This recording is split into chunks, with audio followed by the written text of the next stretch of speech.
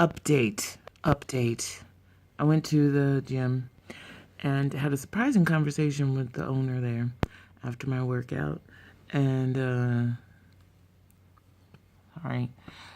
He's a black man. And, you know how it is when you kind of dancing around, when you pro-black and you talk to other black people and you don't know if you're talking to a Negro or a coon or not, you know. And, well, the dance finally ended today. He's a black man and he's pro-black, come to find out. He is a kinfolk, you know what I'm saying? Anyway, we had this conversation that was really great about the state of America today. And I worked out a little bit, got some frustration out, and then I went on a long walk. And as I was finishing up my walk, side note, I made this video once before already, and the app failed on the camera. You know, I think it was, it was really good. I was full of indignation and spitfire. Anyway, at the end of my walk, towards the end of my walk, I had this sudden flash in my head about that movie, Imitation of Life. It's an old movie about this black woman who had a mixed girl who passed for white, and all her life, the daughter who passed for white was denying her mother and the fact that she was black, was black, and she became successful in her life, and she ignored her mother and pretended, to be something that she wasn't. And I never understood that movie until just then, till just now, while I was walking back from in my walk, and it hit me that that's what white people are. They're imitation of life. They're ghosts in the machine. They're hackers. They take everything from every culture that they go into because they have no life force of their own. So they steal life forces.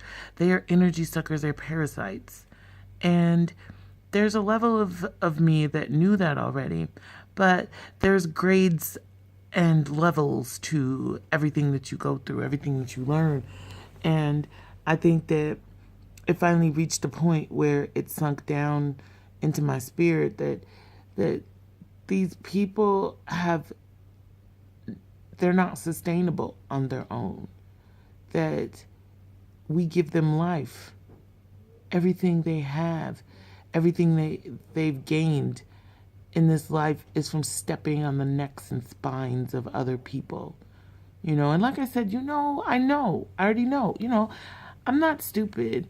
I understand history and racism, and I've read enough, and I've all that stuff, but it just sort of reached a level today of like being real to me today, that everything they have did not come from their own merit, did not come from their own inspiration. It was not creatively ordained or given to them to create on their own. They have stolen every aspect. The bustle was the inspiration from black women's big booties.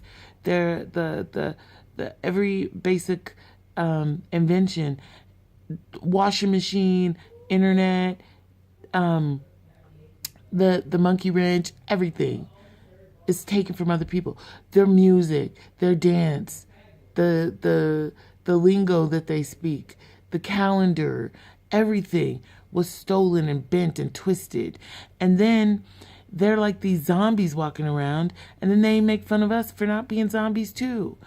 They hate the life and vim and vigor of every other culture because it's not them, because they are full of something they don't have. And to admit it would be to admit that they are anomalies, that they are not proper life-giving entities on this planet, that they are just bottom feeders.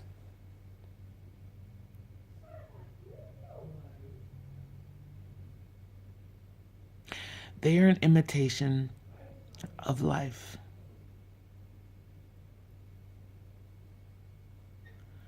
And as I talk to you guys about this, it's just sinking in deeper and deeper that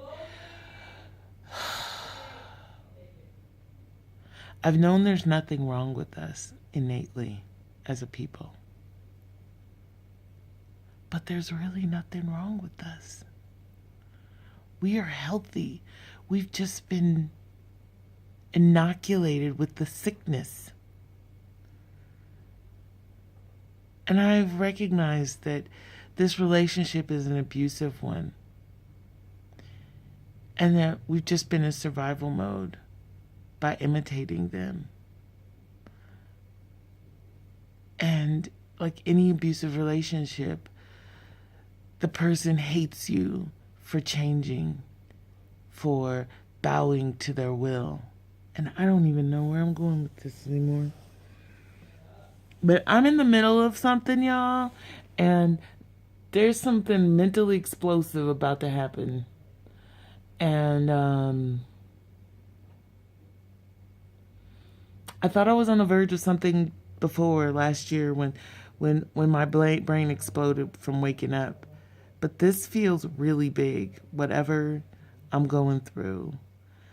And I just feel like I'm on the verge of something extraordinary, but I can't verbalize it correctly. And but it's like pulling back the curtain and realizing that everything is that I think and feel and believe, the underpinnings of my world are a fucking joke. And I keep finding all these holes and all these signs of self-hate, you know, these things, these thoughts that I have, these big, extreme, the very fabric of myself is fucked up. And I gotta rip it out at the root because I have been imitating everything that I thought was wrong about myself as I read more and more and more and more about my history. Our history is right. Like everything I think, the way I see things, the way I feel things, the holistic way I'm able to piece together abstract concepts and put them together very quickly is natural to my genetic makeup,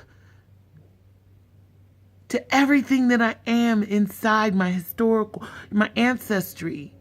This natural. Nothing's wrong. Everything I ever beat myself up for being. For being lively and loud and naturally happy person has been frowned upon or looked down upon.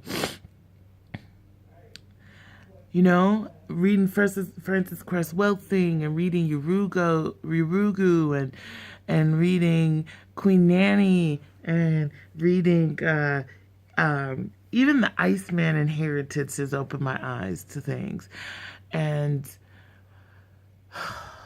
anyway, another rambling video.